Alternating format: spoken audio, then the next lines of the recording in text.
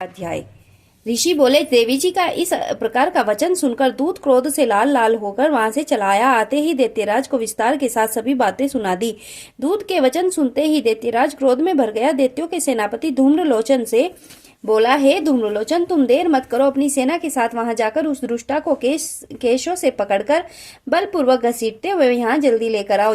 रक्षार्थ यदि कोई दूसरा वहां उपस्थित हो, चाहे वह देवता या यक्ष गंधर्व कोई भी हो, उसे मार डालो। ऋषि बोले, आज्ञा पाते ही वह धूम्रलोचन असुर 60,000 असुरों की सेना लेकर शीघ्र चल पड़ा। वहां पहुंचकर उसने हिमालय पर विराजमान देवी को देखा और ऊंची आवाज से बोला, अरे तू शुंभ निशुंभ के पास चल। यदि अभी भी प्रसन्नता पूर्वक मेरे स्वामी के पास नहीं चलेगी तो स्मरण रख, तुझे बालों से पकड़कर घसीटते हुए बलपूर्वक मैं ले जाऊंगा। देवी बोली, इसमें संशय नहीं है, तुम्हें दैत्येश्वर ने भेजा है। तुम स्वयं भी बलवान हो, बड़ी भारी सेना भी साथ लाए हो। इस प्रकार की दशा में मुझे बलपूर्वक ले चलोगे तो फिर मैं तुम्हारा क्या कर सकती हूँ। मुनि बोले, इस प्रकार का उसे उत्तर मिला तो धूम्रलोचन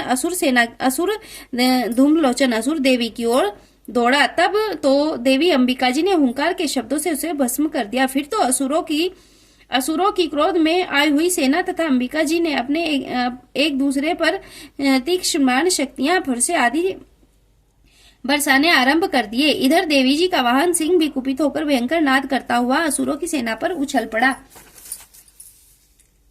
उस सिंह ने कई एक महासुरों को नीचे पटक कर दबोचकर होठ दाढ़ों से विदीर्ण करके मार डाला। कितने असुरों के केशरी ने नखूनों से पेट फाड़ डाले। कितने असुरों को तल प्रहार करके उनके सिर धड़ से पृथक कर डाले। दूसरों की भुजाएं, सिर आदि छिन्न भिन्न कर दिए। अत्यंत कुपित हुए देवी जी के वाहन सिंह ने क्षण भर में ही असुरों की बड़ी भारी सेना क्षय कर दी। देवी जी ने उस असुर धूम्रलोचन को मार डाला। देवी जी के वाहन सिंह ने भी बड़ी भारी सेना का क्षय कर दिया। शुंभ ने जब यह सुना तो उसका क्रोध का पारा चढ़ गया, उसके होठ कांपने लगे। झट शुंभ ने चंड मुंड दोनों असुरों को आज्ञा दी, हे चंड तथा मुंड, दोनों बड़ी भारी सेना लेकर वहां पहुंचो। उसे जल्दी से यहाँ लेकर आओ, उसे बालों से खींचकर अथवा बांधकर ले आओ।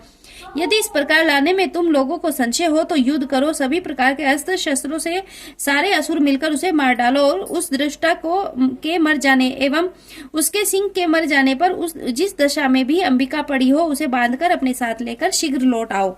माँ भगवती की जय। 6वां अध्याय पूरा हुआ।